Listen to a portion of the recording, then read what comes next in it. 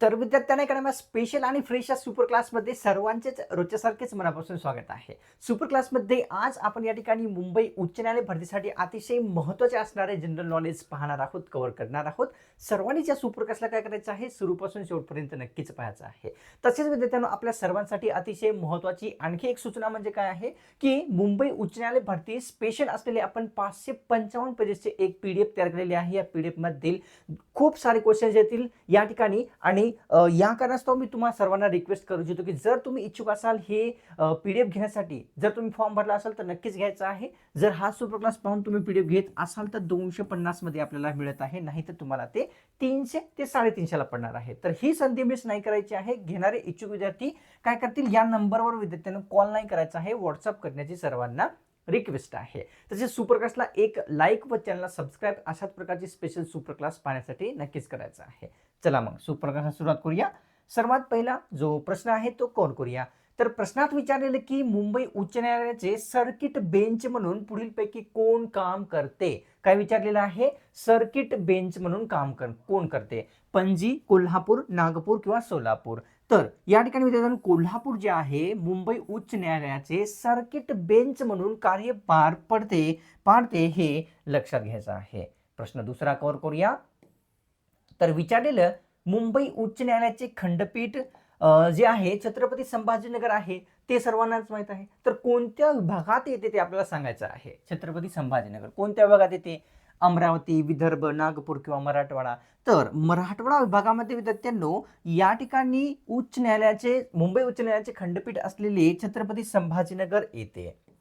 प्रश्न कव्हर करूया तिसरा.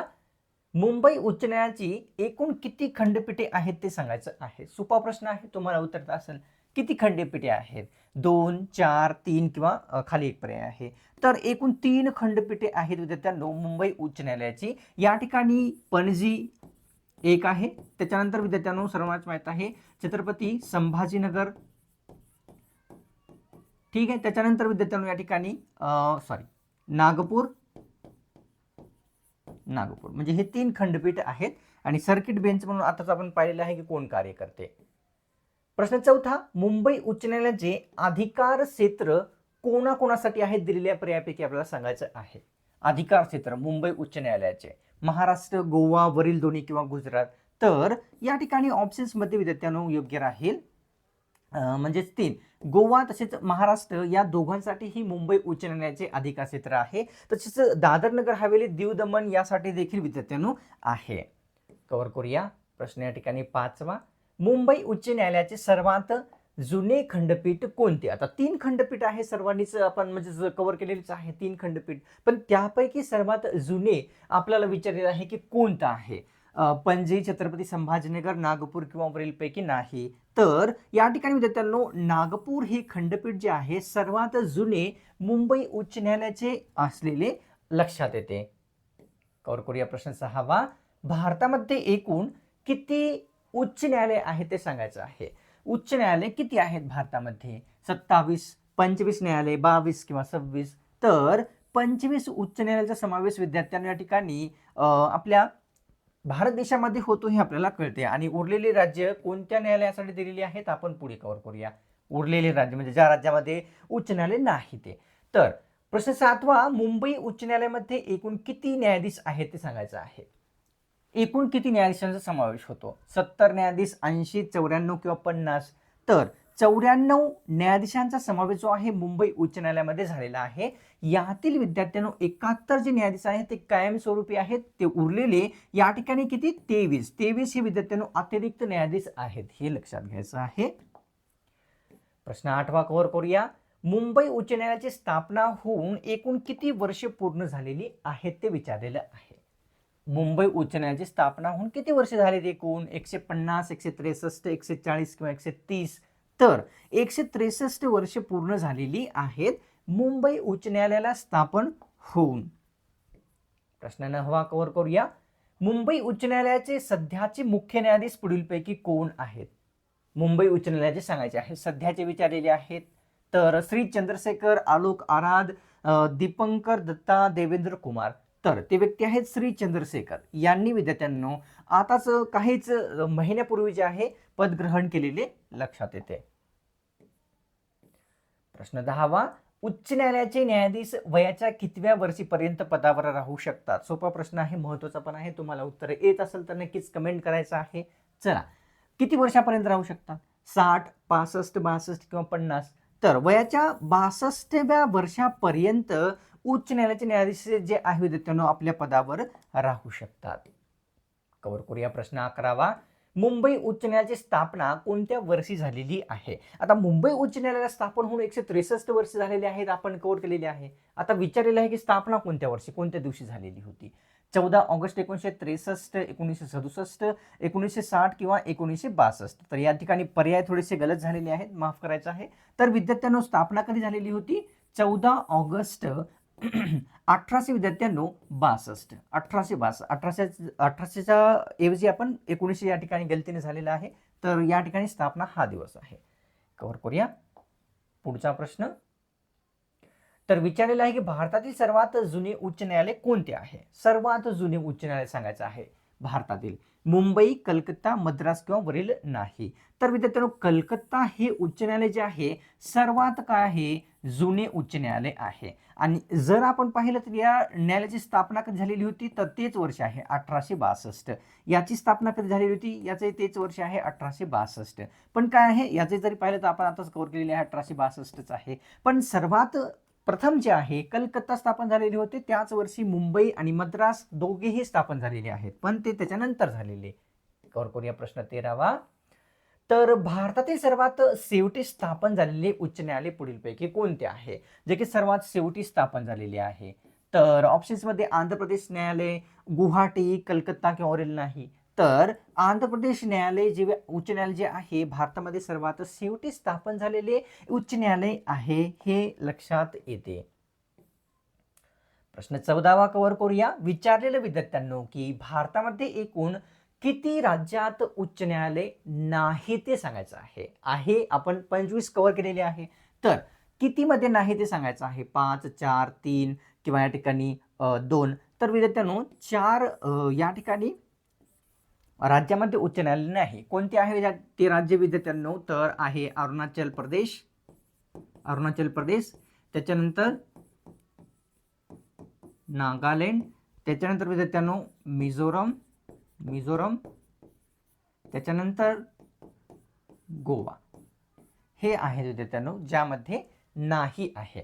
तर या ठिकाणी जर पाहिलं की मिझोरमसाठी अरुणाचल प्रदेश किंवा नागालँडसाठी कोणते आहे उच्च न्यायालय? तर या ठिकाणी गुवाहाटी उच्च न्यायालय विद्यार्थ्यांनो हे या राज्यासाठी दिलेले आहे. आणि गोव्यासाठी आपले उच्च न्यायालय आहे मुंबईचे. तर पाहूया प्रश्न पुढचा. प्रश्न आहे 25वा. तर दिसतो की कोणत्या किरणाला वस्तुमान नसते हे विचारलेले आहे. पुढीलपैकी कोणत्या किरणाला वस्तुमान नसते? गॅमा, बीटा, अल्फा किंवा वरील सर्व? तर ते किरण आहे गॅमा, या किरणाला वस्तुमानच नसते हे आपल्याला लक्षात येते. प्रश्न 16वा कव्हर करूया. ब्रह्मपुत्रा नदीला खालीलपैकी कोणत्या राज्याचे दुःखाश्रू म्हणतात ते विचारलेलं आहे. ब्रह्मपुत्रा नदीला कोणत्या राज्याचे दुःखाश्रू म्हणतात? सिक्कीम, बिहार, आसाम किंवा ओडिसा? तर विद्यार्थ्यांना ठिकाणी कोणत्या राज्याचे? तर एक वेळेस कन्फर्म करूया, काही हरकत नाही.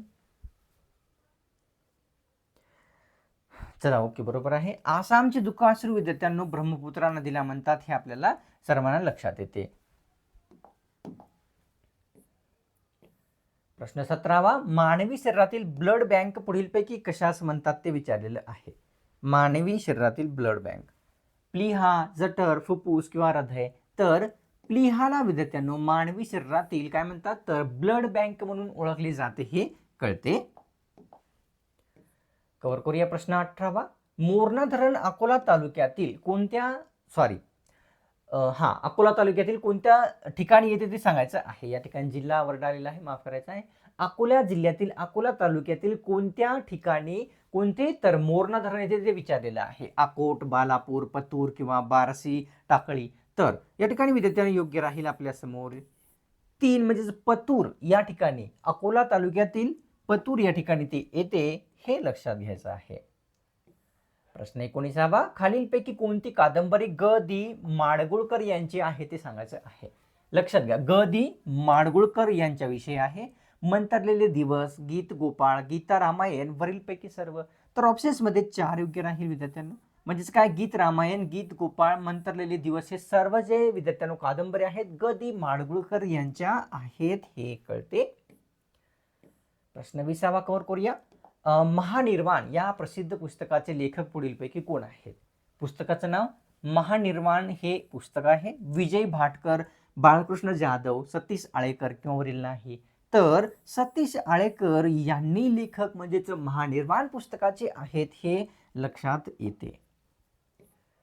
कव्हर करूया प्रश्न 21वा. भारत पाकिस्तानमध्ये सिमला करार झाला होता, सर्वांनाच माहित आहे. तर आपल्याला सांगायचं आहे की तो कोणत्या वर्षी झालेला होता भारत पाकिस्तानमध्ये सिमला करार? तर या ठिकाणी विद्यार्थ्यांनो ऑप्शन्समध्ये दिलेले आहे 1970, 1972, 1977 किंवा 1975. तर योग्य उत्तर विद्यार्थ्यांनो आपल्या समोर योग्य राहील म्हणजेच 1972. 2 जुलै 1972ला जे आहे भारत पाकिस्तानमध्ये सिमला करार झालेला. प्रश्न 22वा पाहूया. सेबीचे मुख्यालय पुढीलपैकी कोणत्या ठिकाणी स्थित आहे ते विचारलेलं. उत्तर येत असेल कमेंट करा. सेबीचे मुख्यालय दिल्ली, मुंबई, पुणे किंवा बेंगलोर. तर या ठिकाणी विद्यार्थ्यांनो ऑप्शन्समध्ये योग्य उत्तर आपल्या समोर 2 राहणार आहे. मुंबई या ठिकाणी कशाचे, सेबीचे मुख्यालय स्थित आहे. आता विद्यार्थ्यांनो पुन्हा एकदा रिमाइंडर आपल्याला अतिशय महत्त्वाचे आहे. जर तुम्ही मुंबई उच्च न्यायालय भरतीसाठी फॉर्म भरलेला असेल 555 पेजेसचे हे PDF तुम्ही मिस नाही करायचं आहे, कारण यामधील भरपूर प्रश्न आपल्याला एक्झाममध्ये येऊ शकतात. जर तुम्ही हा सुपर क्लास फॉर्म घेत असाल तर पुन्हा एकदा सांगू इच्छितो की 250 मध्येच आपल्याला हे मिळत आहे. जर ही संधी तुम्ही मिस केली तर तुम्हाला तेच PDF 300 350ला पडणार आहे. तर संधी मिस नाही करायची आहे. इच्छुक असाल आता या PDF ला घेण्यासाठी या नंबरवर आपल्याला कॉल नाही करायचा आहे, व्हॉट्सअप करण्याची सर्वांना रिक्वेस्ट आहे. तर लगेच करून घ्या. तुम्ही चॅनलवर नवीन आला असाल किंवा कोणत्याही कारणास्तव विद्यार्थ्यांनो चॅनलला सबस्क्राईब जर आतापर्यंत नसेल केलेली, तर अशाच प्रकारचे स्पेशल सुपर क्लास पुढेही एकदम फ्रीमध्ये पाहण्यासाठी काय करायचं आहे, चॅनलला सबस्क्राईब लगेच करून घ्यायचं आहे. एकदम फ्री असते. एक सुपर क्लासला लाईक जर तुम्ही केला तर काय होईल की तुमच्यातर्फे थोडासा प्रोत्साहन जो आहे तो लाईक पाहून मला मिळतो. अशाच प्रकारचे स्पेशल सुपर क्लास तुमच्यासाठी फ्रीमध्ये बनवण्यासाठी. तर चला मग भेटूया पुढच्या एका नव्या स्पेशल आणि फ्रेश सुपर क्लासमध्ये.